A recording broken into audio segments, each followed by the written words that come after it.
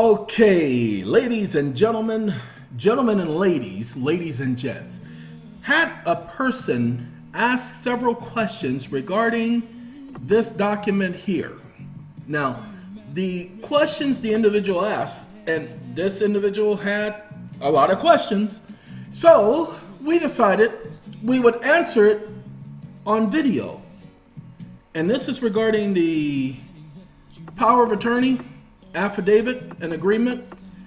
Now, ladies and gentlemen, although we've done several videos explaining several things, such as what we mean by all caps name and the lowercase caps name, and the individual was having a problem with that. So pay attention, watch this. See, this one is referring to lowercase caps. So watch this, and this what makes it simple. This is in Microsoft Word. And this is capitalize each word. Lowercase caps. You see how it's lowercase and capital? So for this one, if it says lowercase caps, it would be lowercase caps. Lowercase capitalize. The combination of the two, i.e. lowercase caps. Once again, and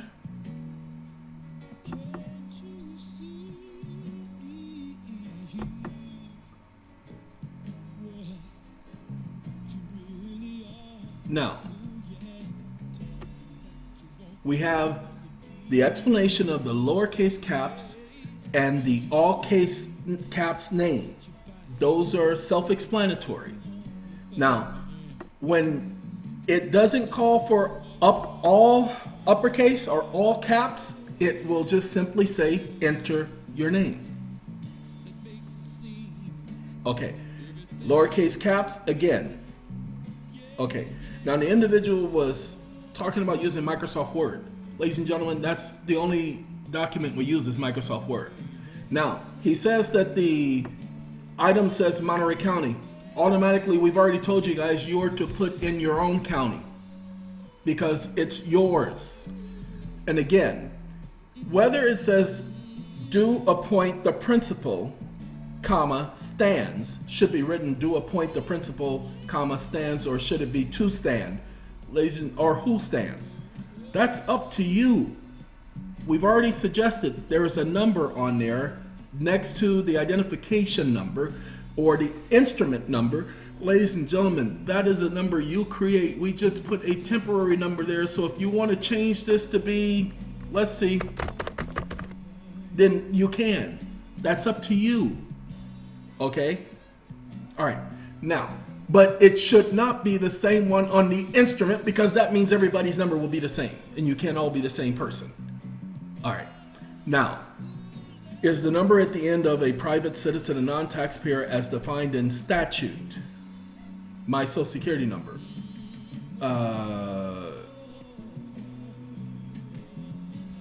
Ladies and gentlemen, if it is a social security number, it will give indications of it being a social security number. But again, this number is the number you make up. This is at the end of line 21. So the number at the end of this, the number would be a social security number without dashes, if I'm looking at that document correctly and understanding what number he's talking about. Now, should I be pulling up the document to show this? Well, it would behoove me not to do that. The reason being is because line 21 and 22, as he's calling them lines, and we don't have lines here. So lines 21 and everything, ladies and gentlemen, it's right after this one. The number right after that is the number without dashes. Okay, the number with dashes is that entity that was created. Okay, the expiration date is what you want it to be. Again, we've already done videos on this. And pay attention. When you see these codes, the individual is asking should there be a period or a semicolon. The code is in there exactly the way the code is in there. If you feel that it should be separated by colons and semicolons and periods and apostrophes, that is up to you. We're only listing the code. And so pay attention. The code is listed this way, and he's saying should there be a semicolon. I did not introduce that. Normally, I would put a semicolon. That is up to you. Again, US 866-1989 is missing a volume number. Ladies and gentlemen, I didn't create that. Okay, so let's do this. Real simple.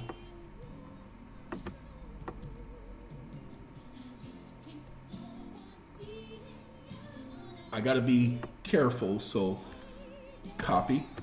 Oh, and we'll be doing a video on some of this stuff in a minute. So learned some interesting things about repose a moment ago. So let's find out what is this right here. There's your 490, 826. That's how you'll find out the number it's missing. It's the same case, so it'll be 490. Right here, 490. Okay, now, but not a statutory diversity pursuant, not a, makes no legal sense. Well, hold on, but not statutory diversity pursuant. I don't believe it says pursuant not a. That doesn't make any sense because it doesn't make sense to me either. So you can put not a statutory citizen. Just that simple. Okay, line total 61. I don't know. We're not gonna count the lines, ladies and gentlemen, because it's gonna be different for everybody's computer, especially when they download it to their computer. All right, depends on how they download it. Domicile should have a period after 1971. I don't know. That's up to you. It's your document.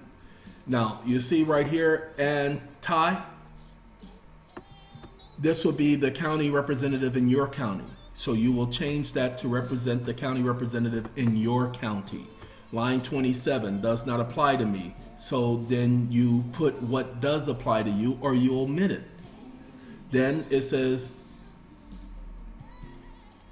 line 28, what descriptor is to follow the word the? I don't know, because you will have to put what descriptor you want to follow that word. The highlighted areas imply a different upper, lowercase, and up all caps are both upper, lowercase printing. Look, upper lowercase is upper lowercase, the same as this is. All caps is the same as you see with the all being caps. So it explains all caps. Should there be a comma after a state? If you want there to be a comma after a state, you can. Do I insert my social security number with or without hyphens here? Again, when you see something like this, then there are no hyphens. That's why it's indicated that we're in the last four numbers. We explained that on video in the previous past, but now you know, you put the last four numbers. Okay, number 10 said those. If you want to put those or these or however you want to word it, it's up to you. It's your document. It has nothing to do with legal sense, okay? Because the document is not written for the legal wise. It's written as an affidavit. It's your document. It can be written however you want it to be written in your vernacular because it's yours. Front, fourth page, how to obtain a registration number prior to the printing of this document.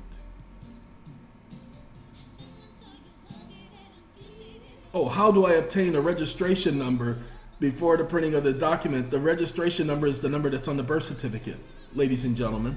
The registration number for the birth certificate. That's the registration number. Okay, line 53 should end 17 and line 18 read the other credentials that are of no other person. I don't know. That's however you want to word it. Line 51 should enter his or her, enter him or her. No, his or her. Okay, because his or her whatever would be there. Okay, now, if you want to make it say him or her, why don't you just put should and then the person enters their information? See, that's not going to be included on the document. So you're not going to include that. And if you want to change this from 12,000 to 250,000 according to the statute, that would be up to you. Etc. or etc. all is the same. Okay? Etc. etc. etc. or etc. all at all. That's what etc. all, this means at all. That's up to you. Okay. Now, a foregoing or the foregoing, either one works. A foregoing is a recognized word. Let's make sure we know, like aforementioned, aforegoing, these are recognized terminologies. Dictionaries don't like them. I want a copy. Let's go from there, and let's go from there to there. And that was paste. Love, but love took control of me. 'Cause you lose all thoughts since of time and have a change of mind. Do you see definition of a foregoing? Legal definition of a foregoing? What is a foregoing? The meaning of a foregoing. Ladies and gentlemen, it is a recognized legalese word. That's why you see legal definition of a foregoing. I didn't ask it for the legal definition. Okay? So it means that which preceded. That which was just mentioned. You see, existing or happening earlier. Specifically earlier in a discourse or text. That's what a foregoing means. So it is a legalese term. It's something that I've been using probably since 1986, 1987.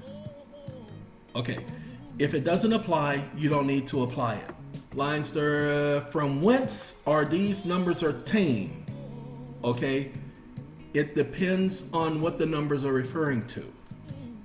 Okay, now the security number would be the number on your instrument, birth certificate. The serial number would be the serial number for the birth certificate.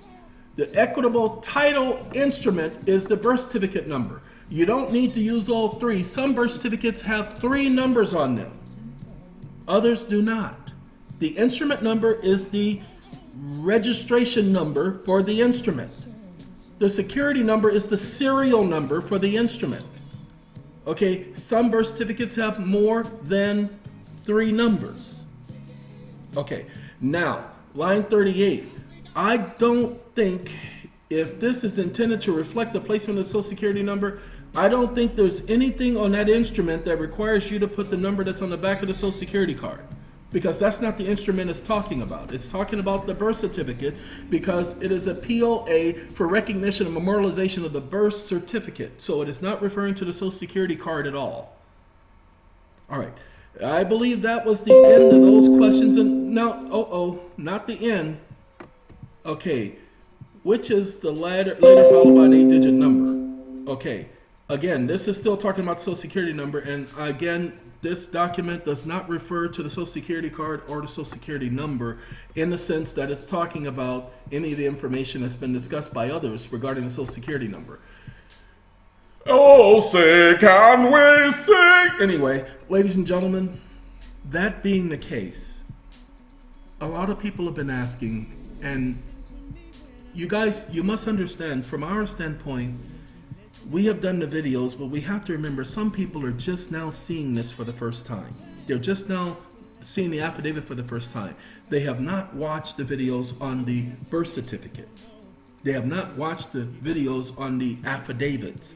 So they don't have the previous information. So that's why we decided to take those questions without putting the person's information up there, but take the questions as they were legitimately asked. Oh, this is Los Angeles. See, that's that nice little arena that they have, that little building, ugly building that they built in Los Angeles. That's that building, but I don't know why they have the Golden State Bridge there, because that's not Los Angeles. Building Bridge is not in Los Angeles. Anyway, we decided to give you guys the questions the way they're being asked, as opposed to the way we think the questions are asked.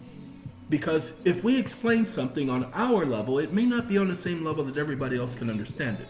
Not that we're on a higher level than everybody else, but because we have been talking about certain things all this time, we tend to look at things differently. You've seen it. You go into a courtroom, you're listening to everybody talk, and they're speaking in a language that you're not familiar with because they talk that language all the time. Those are the words they use on a daily basis, which is why I've told several people I can't write emotion as if it's them writing it, because I will use words and phrases that I know the judge understands why I'm using those words and phrases, but I can't do it for everyone else. Some of you don't have the same education, don't have the same experiences, don't have the same lifestyle. The person I was just doing a consult with was saying the exact same thing. Okay? Saying that how sometimes he doesn't get everything that I'm saying, but he gets the gist of it.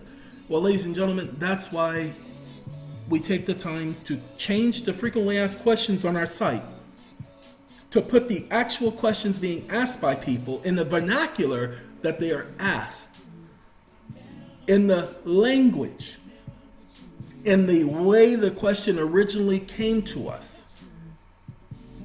Some people are going to think there's some typos or some misspelled words. Ladies and gentlemen, there may be some words that appear to be misspelled, but that's the way the question came, and we don't want to take away from the, what do you call it, the genuineness, the innocence of the original question. And we want to respond to that question exactly as it was asked, not the way we perceive it, not the way we thought we understood it, because if we do that, then we may not convey the response that's necessary. So what we decided is that we would keep the questions exactly the way they are. So the best thing we can do, especially for the affidavit, is tell people don't make it more complicated. Don't add the stuff that you've been hearing other people say, because the affidavit is not designed that way. The law does not require anything. Pay attention, everyone. The law does not require anything but for you to put in an affidavit of memorialization. But however, our affidavit, the collateralized agreement that is received by the individuals who become part of our program, that affidavit also documents several things that are necessary for completing our process. Okay? Absolutely, positively necessary. So that's why that is done the way it is done. All right, with that being said, I must say to all of you, please have a great day. And that is a lovely car, isn't it? Yes, I just had it washed yesterday. Yes, it rained and I decided to run a rag over it, and that was how I washed the car. Take care of yourselves. Ta-ta!